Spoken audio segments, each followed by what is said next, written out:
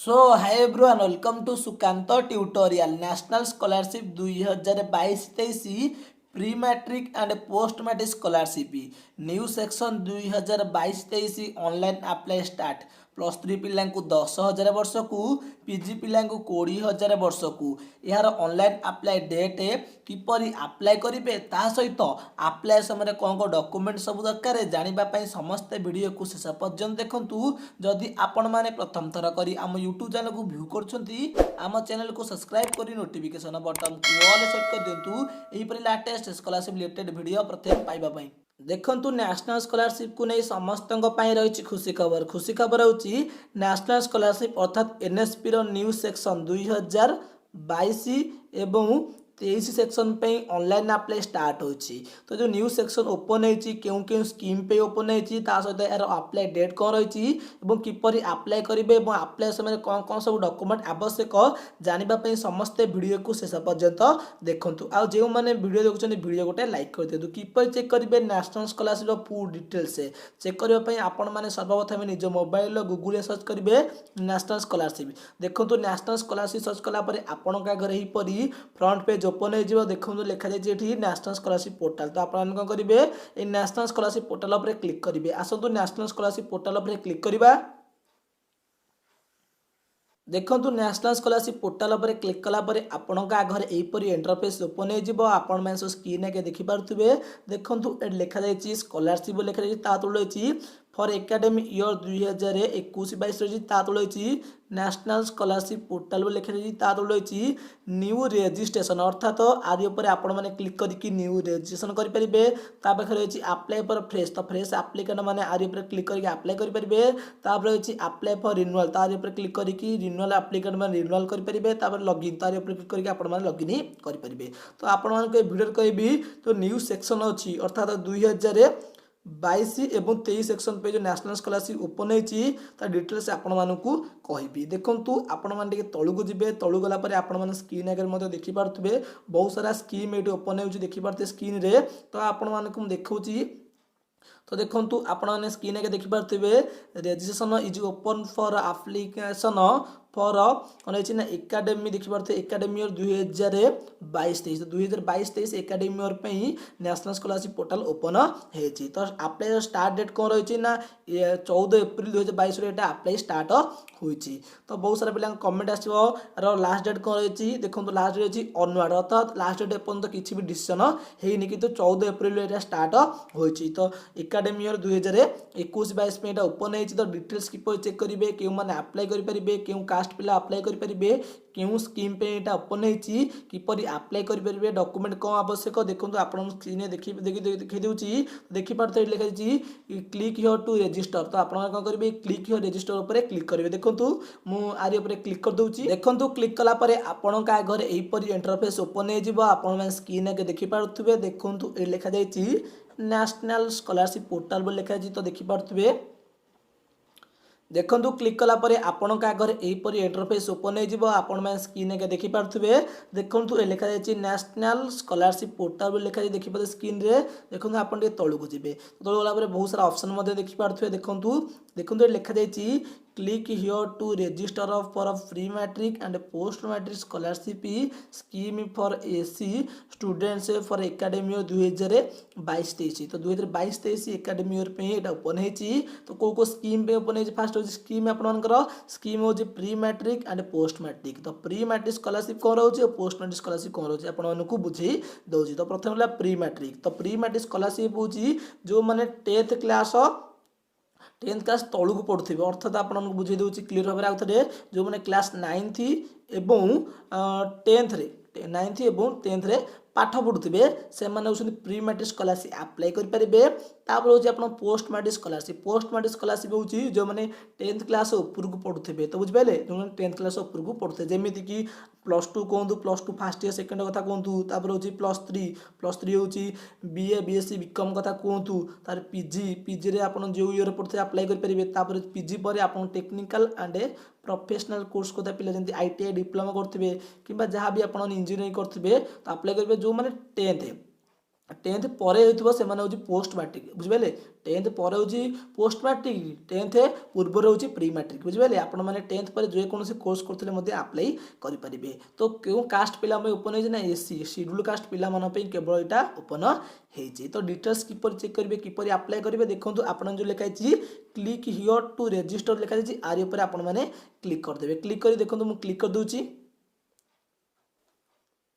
देखो क्लिक कलापर आपण आगे यहीपरी इंटरफेस ओपन हो आपण मैंने स्क्रीन के देखिपे। तो आपड़ टे तौक जी तौक गला देखिए लिखा नेशनल स्कॉलरशिप पोर्टाल लिखा जाता तो लिखा department of social justice and empowerment department रही। तो आपड़ तौक जी तौक गला देखिए स्क्रीन रे एकाडेमी इयर रही कौन ना 2022-23 एकाडेमी इयर रही। लिखा जाइए guideline for registration on pre matric and post matric scholarship scheme for SC students. तो एससी स्टूडेंट मानक यहाँ ओपन होती कौन रही गाइडलाइन गाइडलाइन फॉर रजिस्ट्रेशन में गाइडलाइन रही को स्कीम पे ना pre matric and post matric scholarship guideline रही। देखो लिखा welcome to national scholarship portal. तो नेशनल स्कॉलरशिप पोर्टाल वेलकम करुच्ची। तो गाइडलाइन कौन रही तो देखो आपको स्क्रीन देखिए सब समस्त वीडियो को शेष पर्यंत देखूँ। तो प्रथम तो रही आपण मानी हाउ टू अप्लाई किपरि अप्लाई करेंगे। तो देखो कौन लिखा ना students applying for scholarship for fast time जदि स्टूडेंट फास्ट टाइम पे स्कॉलरशिप अप्लाई करुच्ची फ्रेश स्टूडेंट अर्थात जदि फास्ट टाइम पे अप्लाई करेंगे तो फ्रेश स्टूडेंट कि आप्लिकांट तेणु आप कौन कर फास्ट आप रजिस्टर करेंगे। तो किपरि करेंगे रजिस्टर फास्ट हो स्टूडेंट रजिस्ट्रेशन फॉर्म रे आपण मैंने रजिस्ट्रेशन करेंगे अर्थात रजिस्टर करेंगे। तो किपरि करेंगे ना यहाँ ऑनलाइन माध्यम ही हम। तो आपण मानक मुझे डिटेल्स कहीदेवी तो समस्ते वीडियो को शेष पर्यंत देखो। फास्ट रजिस्टर हेबो तो स्टूडेंट रजिस्ट्रेशन फॉर्म में फास्ट रजिस्टर हेबो। तो रजिस्टर हेल्ले आपंकर कौन आईडी और पासवर्ड जेनेट हो। तो आप रजिस्टर कले ही जानीपारे। तापर कौन रही देखूँ फॉलोइंग डॉक्यूमेंट। तो अप्लाई करने कौन सब डॉक्यूमेंट आवश्यक। तो प्रथम तो आपण मैंने डॉक्यूमेंट आवश्यक होची educational documents for student. Student education document आपनकर दरकार अर्थात आप जदि कौन +3 पढ़ुए तो आप 10th ता सहित +2 सब आपंकर एजुकेशन सर्टिफिकेट दरकार। तो एजुकेशन सर्टिफिकेट सब आपंकर आवश्यक। तापर सेकेंड रही students bank account number and IFSC code for bank branch. तो आपंकर कौन स्टूडेंट बैंक अकाउंट एवं आईएफसी कोड आवश्यक।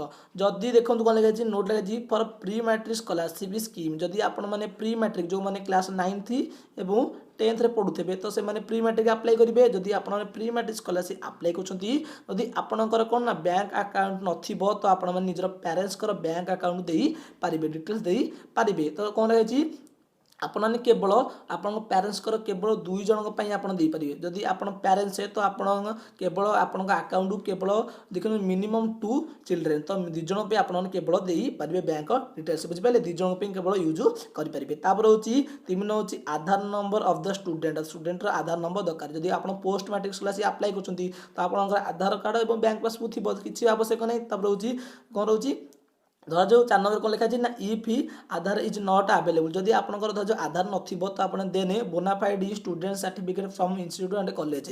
तो कॉलेज कि इंस्टीट्यूट आप बोनाफाइड सर्टिफिकेट आने। बोनाफाइड सर्टिफिकेट होची आपंकर आधार कार्ड बदल में आप बोनाफाइड सर्टिफिकेट देके आप अप्लाई करेंगे। तापर 5 नंबर होची आधार एनरोलमेंट आईडी कि scan copy by bank passbook. तो जदि थी तो आप देवे नथिले आप पेरेंट्स को देवे बुझिपारे। तो ये हूँ डिटेल्स देखो ये गाइडलाइन रही। तो यहाँ आप जानवा उचित जदि भी एपटे किसी डिटेल्स ना जदि लिखा किसी ना जदि आप जानवा चाहते आप जनईदेवी तो आपको नेशनल स्कॉलरशिप पोर्टल विषय आपको कहीदेली। तो क्यों कैटेगरी अप्लाई केवल एससी पिला अप्लाई करेंगे केवल 2022-23 भी शिक्षावर्ष में ओपन होती डॉक्यूमेंट आपको कहीदेली डिटेल्स कहीदेली किपरि अप्लाई कर। जदि भी आपने अप्लाई करने चाहते तो आपने कौन नेट दुकान जाकि आपने डॉक्यूमेंट नहीं आपने अप्लाई करेंगे। तो देखो आप गाइडलाइन कहूँ किपरि कौन करेंगे। देखो फास्ट गाइडलाइन आप रही डेट ऑफ बर्थ जन्म तारीख कौट पाइबे। तो प्रोवाइड डेट ऑफ बर्थ आज printed in education certificate. Education certificate 10th certificate कहूँ कि +2 सर्टिफिकेट कहूँ आप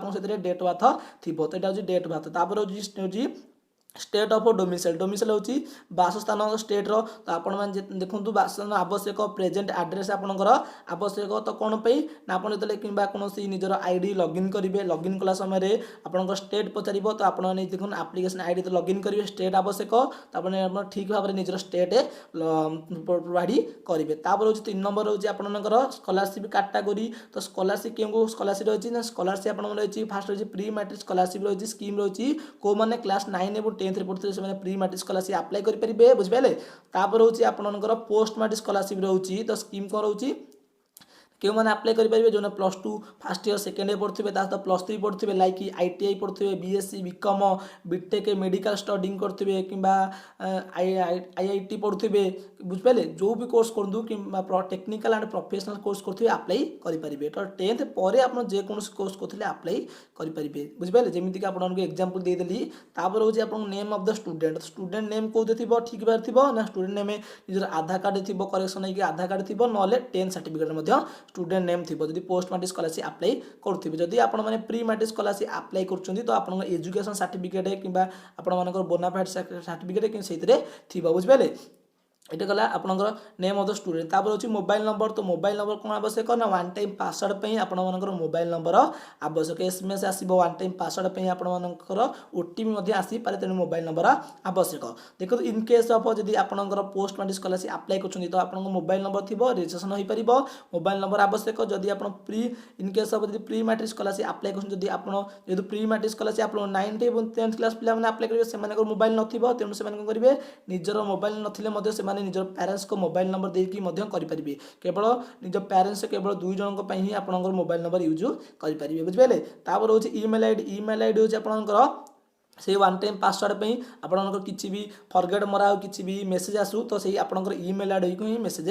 आसब बुझिपारे तो यहाँ हूँ आपंकर ईमेल आईडी तापर हूँ आप बैंक अकाउंट डिटेल्स तो बैंक अकाउंट डिटेल्स आपन कहली जब आप प्री मैट्रिक स्कॉलरशिप अप्लाई कर तो जब आपंकर बैंक अकाउंट नथिबो तो आप पेरेंट्स को बैंक अकाउंट देवे पोस्ट मैट्रिक स्कॉलरशिप अप्लाई कर तो निजर थी तो आपने प्रोवाइड करेंगे तापर देखो ये आइडेंटिफिकेशन डिटेल्स रही आइडेंटिफिकेशन डिटेल्स कौन रोचे ना आप आधार कार्ड आधार नंबर हूँ आइडेंटिफिकेशन डिटेल्स रोचे आइडेंटिफिकेशन डिटेल्स होची सहिला आपनकर किछि इंपोर्टेंट नोटिस आपन किछि आवश्यक नाही तो आपण माने जदि अप्लाई करै चाहउछन तो आपण माने कोनोसी नेट दुकान जाई कि आपण माने अप्लाई करबे आपनको सब डिटेल्स बारे कह देली नेशनल स्कॉलरशिप पोर्टल 2022 में ओपन हेची तो यथाशीघ्र जाई कि आपण अप्लाई कर नियंतु तो यार लास्ट डेट किछि भी डेट पंत आसीनी किंतु लास्ट डेट हेनी किंतु आपनको कोन ना 14 तारिख रु एटा आरंभ हेई गलानी तो बुझ पाले 14 को अप्लाई हो गलानी तो आप जथाशीघ्र अप्लाई करनी देखो नेशनल स्कॉलरशिप किसी भी अपडेट आसिले आपण मानक मु जनईदेवी से पर्यंत आपण मैंने आम चैनल सहित जॉइन ही रही था नेशनल स्कॉलरशिप फुल गाइडलाइन आपण आउ गोटे वीडियो माध्यम क्लीयर भाव में मेंशन करदेवी किपर अप्लाई कर कौन डॉक्यूमेंट आवश्यक क्लीयर भाव कहीदेवी तो से पर्यंत आपण मैंने आम चैनल सहित जॉइन ही रही था देखो जदि आपण मानक ये वीडियो भल लगी तो निश्चय भाव लाइक करेंगे शेयर करेंगे और सब्सक्राइब करेंगे जय जगन्नाथ।